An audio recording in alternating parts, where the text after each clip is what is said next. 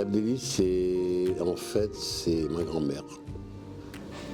Je m'appelle Mustapha El Ajraoui, je suis d'origine marocaine. Je suis venu en France à l'âge de 14 ans. Je suis allé dans la cuisine parce que j'aimais ça. Ma mère cuisinait très bien, ma grand-mère cuisinait très bien.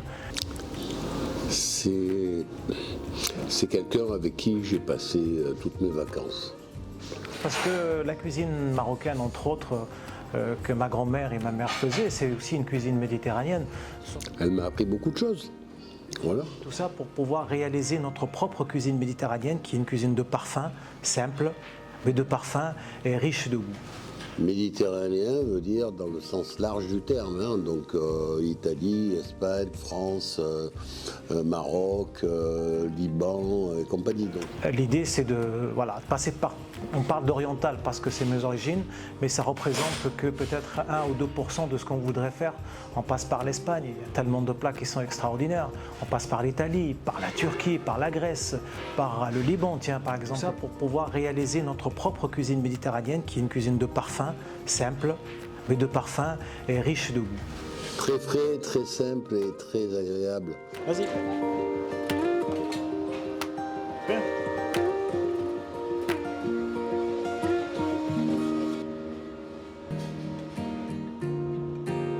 Je crois qu'il y a dessus, non? Il n'y a pas taille dessus? Oui, il y a la taille Dessus. Prends le dessus. Faisant pas mal, hein.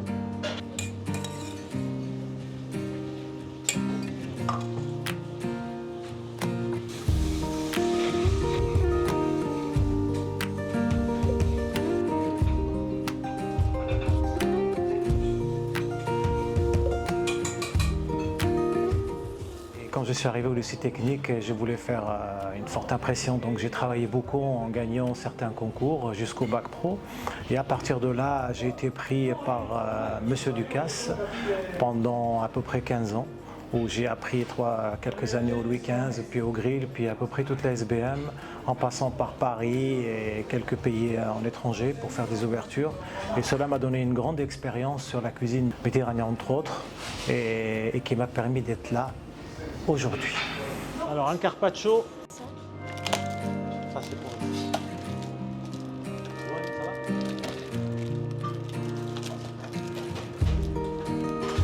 Là, un peu de pousse d'épinards. Pousse d'épinards.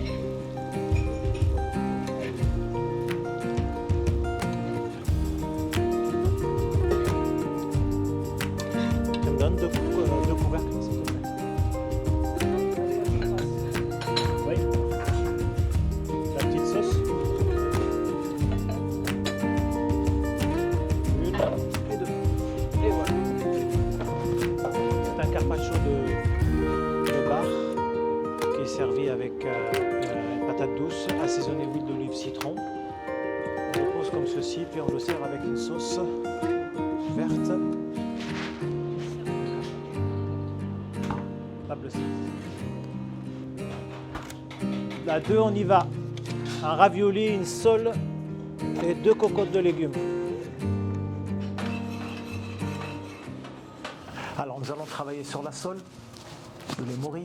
Nous avons farcé une sole, nous avons pris des filets que nous avons farcé avec une farce fine au mori qui est accompagnée juste avec un jus de blanquette tout simplement. Nous travaillons d'une autre façon, un petit peu mousseux et tout ça, avec une tombée de pousses d'épinards qui est simple, une trait d'huile d'olive et bon appétit.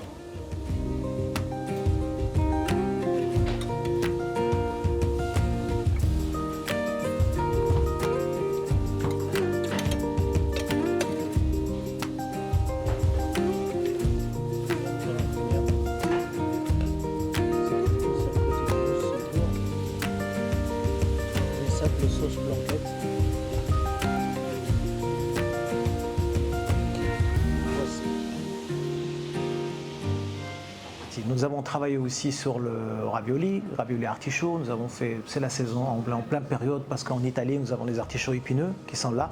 Donc nous avons fait une farce à ravioli avec la marjolaine, la ricotta, et puis nous allons accompagner avec un vieux légume qui s'appelle le topinambour. Donc nous avons fait une émulsion de topinambour, quelques croquants de topinambour, un petit gruyère de cacao. Le cacao et le topinambour se marient très bien.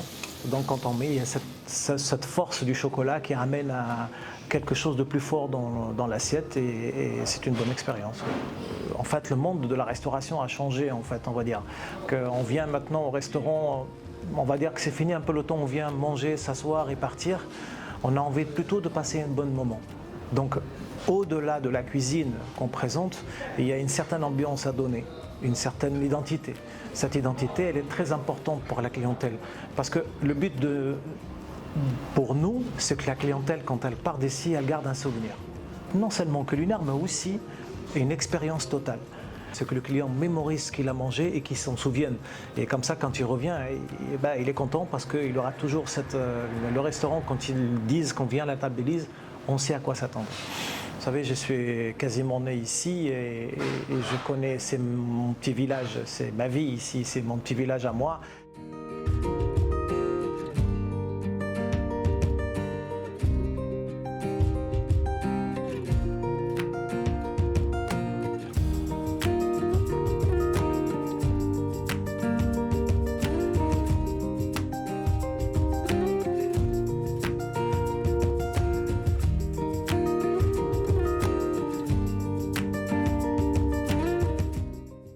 Je le laisse faire.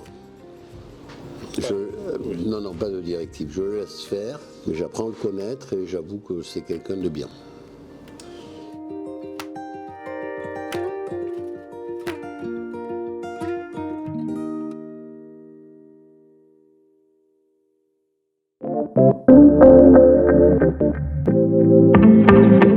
Splice Original.